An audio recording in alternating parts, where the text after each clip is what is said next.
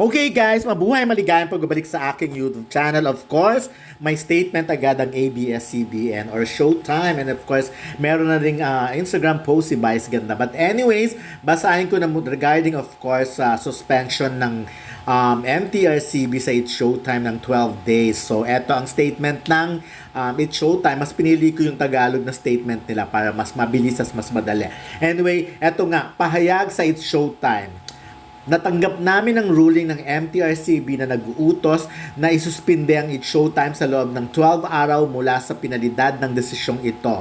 Kami ay maghahain ng motion for reconsideration dahil naniniwala kami na walang nangyaring paglabag sa anumang batas. Patuloy rin kaming makikipag-ugnayan sa MTRCB para makapagpatuloy ang It's Showtime sa paghahatid ng libangan at saya sa minamahal naming madlang people.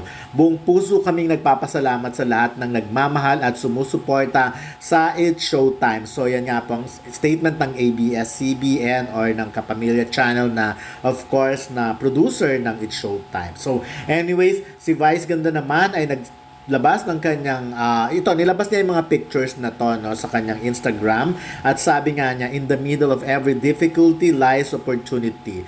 Hashtag It's Showtime, hashtag family, hashtag madlang people. Of course, well, tama naman yung ganon.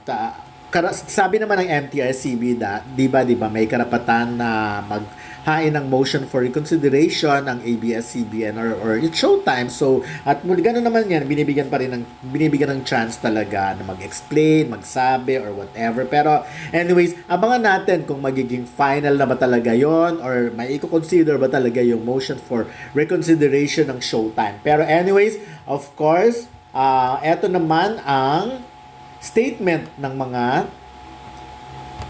in a few minutes kasi ang dami agad, halos 52,240 likes at napakarami na agad ng reaction ng mga, of course, ng mga fans ni Vice Ganda, nila Ann Curtis, na Kim Chu. Alam naman natin, di ba, kung napakaraming followers ng mga taga It's Showtime. Aba, combination pa lang nung Vice Ganda, Ann Curtis and Kim Chu, talagang bonggang-bongga. Isa akong pa si Bong Navarro ang taas-taas ng followers niya, napakarami din. But anyways, eto nga ang mga mga reaction din ng mga ng mga kapwa artista, kapwa kapamilya, and of course mga netizens and fans. So yun nga, again, ulitin ko lang sinabi ni Vice Ganda na in the middle of every difficulty lies opportunity. So marami nga nag-a-advise na oo nga naman, gamitin nila tong pagkakataon nito na makapagbakasyon if ever. So that's 12 days, 'di ba? 'Di ba sila hirap na hirap sila magbakasyon. Ang binibigay lang sa kanila minsan 2 days to 3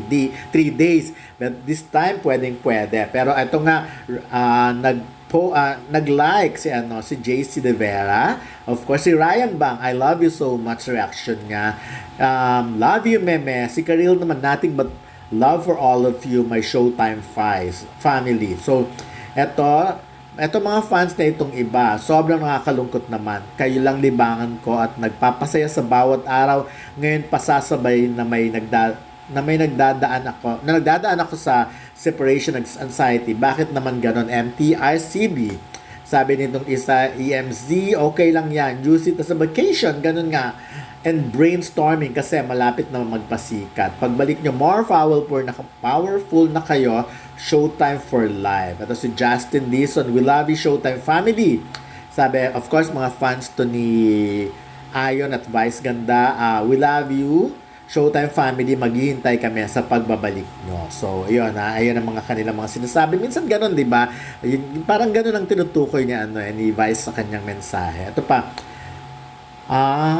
bakit ang tagal? Bakit hindi for 1 or 2 days lang? Napaka-okay naman ng MTRCB.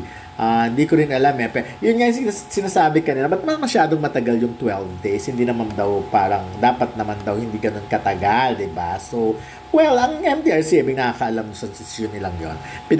Actually, syempre marami sila doon na nag-usap-usap, hindi lang naman desisyon niya ng chairman, ni Chair Lala Soto. No? Marami sila. Anyways, kapit lang, hindi namin kayo iiwan. We love you always, and the entire Showtime family. Hindi nila kayo matitibag. Ayan. So, amen. Sabi ni Jugs. Keep fighting. We love you, Showtime fam. So, well, grabe, no? Talagang akala natin medyo tapos na ang drama sa noontime show pero hindi pa pala, di ba? Pagkatapos ng Eat Bulaga na nangyari sa kanila na from GMA nga lumipat na sila sa TV5 at talagang for ilang buwan yung pinag-usapan din halos, di ba? At talagang araw-araw yun ang laman ng mga pahayagan, ng mga diaryo, pati ng mga social media. At ngayon naman ang Showtime ang may issue talagang ayun, tignan natin kung ano pang reaction ng marami. So, ayan, sabi ni kasi ang daming messages, guys. Okay, sa Pilipinas ka lang makakita ng pagkain ng KK seryoso at sobrang sensitibong gawain. Pilipinas, they can turn you down. It's Showtime family. Solid Showtimers got your back. Challenge lang yan, meme. We sovereign Filipino people love Showtime, especially you. I love you, Showtime fam. I love you, meme. Showtime, we love you, Showtime. Keep fighting, we love you. We're not going anywhere, meme. Ayan, malayo ka na nga sa pamilya matapos mawala pa yung nagpapasaya sa'yo tuwing tanghali. Mas nakakawala ng gana kumain na mag-isa. Please lang, bumalik kayo. Marami kayong napapasaya mga FW. I think it's time for you to own your own network. Wow, own your own network? Masyadong malaki yun. It's Showtime lang, saka lang. Mamatay kayo sa inket. Solid Showtimer pa din kami. May karma din sila, may magantay lang tayo. Love you so much.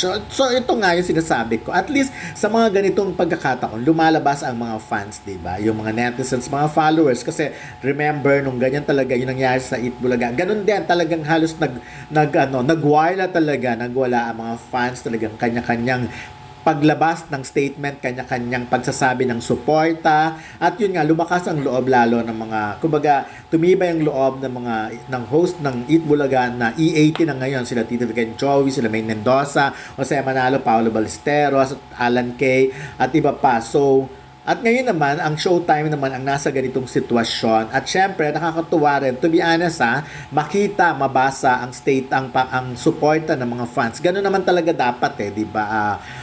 Kailangan iparamdam nyo kung talagang napapaligaya kayo ng Showtime. Iparamdam nyo kung gaano nyo sila kamahal. Ganun nga. At least, ngayon syempre, lumalakas naman ang loob ng mga host, di ba? Tumitibay ang kalooban. At syempre, tama rin naman yun. Gamitin tong opportunity na to na makagawa ng mas magandang